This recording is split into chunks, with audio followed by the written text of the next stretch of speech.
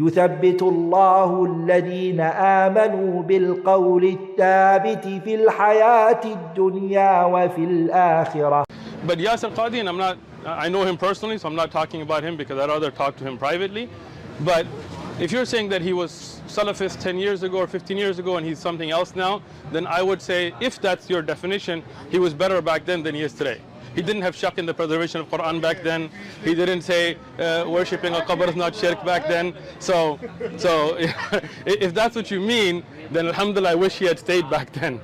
But khalas, for us here, we follow the Quran with Sunnah. Why wish he stayed better back then? Because he didn't have shak in the Quran's preservation. Why do you assume that by changing that he somehow is suspecting the Quran of changing? Because of what he said.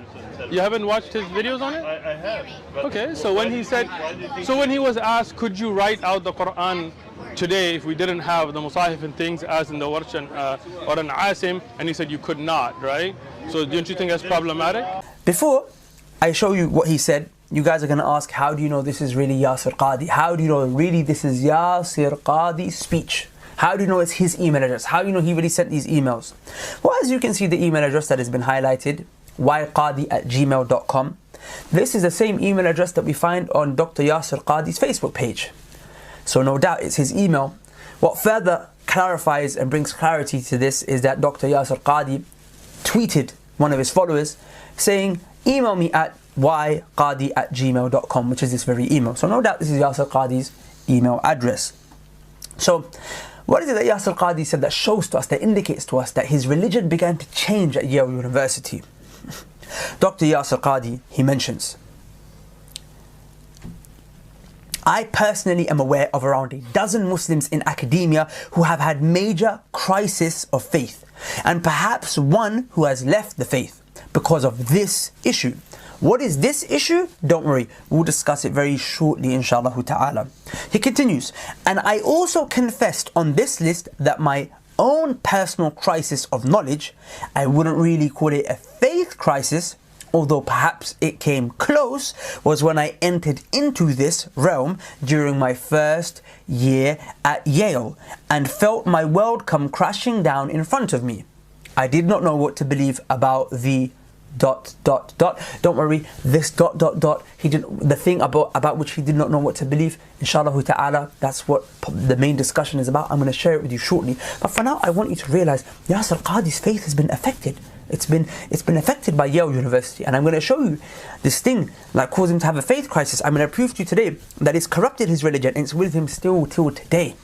So brothers and sisters, for you who are taking knowledge from him, if his faith has been corrupted by Yale, you and I need to know, how has it been corrupted? To what degree? Because he's teaching us. He's teaching you. What beliefs is he passing on to you? Perhaps it is from those beliefs that are corrupted and deviated. Before I go into this belief of Dr. Yasir Qadhi, which is so severe, so diabolical, that I actually am so, wallahi, sincerely sad that I have to deliver it to you, I want to mention something a bit deceitful and a bit sneaky about Dr. Yasir Qadhi. This belief that he has, this filthy, deviated belief, he doesn't want to make it public. He doesn't want the people to know. He's actually hiding it from the masses. Look at what he said. At this stage, I am hesitant to fully verbalize my beliefs. Not only because I'm not quite prepared to defend them now, but also because they are still developing and have been developing for the last 6 to 7 years. Notice, brothers and sisters, Yasir Qadhi is clearly saying he does not want to tell these beliefs. He doesn't want to publicly make them verbal. He doesn't want to verbalize them because he knows he can't defend them right now. He can't defend them, brothers and sisters, because he knows that these beliefs are so horrific, so horrendous, so despicable that you guys are never going to take it from him. He can't defend himself. Everyone agrees that the one who believes the Quran has been changed is a disbeliever. He left the fold of Islam. Because by saying that the Quran has been changed, you're saying it's not the speech of Allah, but there's human elements inside of the Quran. There's human elements in something of the Quran, whether it be the wording of the Quran or the recitation of the Quran or anything, the meanings of the Quran. Everything is from Allah subhanahu wa ta'ala. And if you do not believe this, you're outside the fold of Islam. Allah subhanahu wa ta'ala said in Surah Al-Hijr, ayah number 9, and we have sent down this dhikr, i.e. the Quran, وَإِنَّا لَهُ لَحَافِظُونَ, and we have protected it. Allah is taking it upon Himself to protect. And Allah, because He left it unrestricted, it means He protected everything about the Quran, its wordings, its meaning, its recitation. Everything about the Quran has been protected because Allah left it unrestricted. Allah said we protected it. What is it? Everything that relates to it, that comes under it, i.e. the Quran, has been protected. This is sad what I'm going to share with you. Yasir Qadhi believes that the Quran is not letter by letter, tashkil by tashkil, the word in this of Allah subhanahu wa ta'ala. Yasir Qadhi said, conclusion: the preservation of the Quran cannot then be a letter for letter, tashkil for tashkil. Tashkil means, the harakats, the sign, fatha, dhamma, kasra, or as we say in Urdu, zabar, zer, pesh, and so on and so forth. He's saying the preservation of the Quran cannot then be a letter for letter, tashkil for tashkil narrative. It can't be. Alhamdulillah, alhamdulillah, as somebody who memorized the Quran as a teenager, alhamdulillah.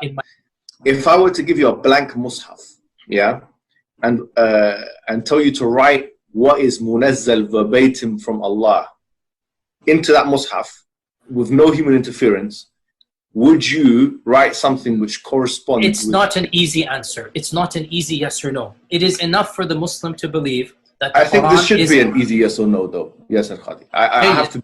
Okay, very well. What would you write? You're pushing me. You're pushing me. You're pushing me. That the most difficult topics are ahruf and qira'at, and the concept of ahruf and the reality of ahruf and the relationship of the Uthmanic Mus'haf with the ahruf and the preservation of the ahruf. When you do a deep dive is when things get very, very awkward and difficult. And it's very clear to you and to every single very advanced student and specialist that the standard narrative has holes in it. That's what I'm going to say.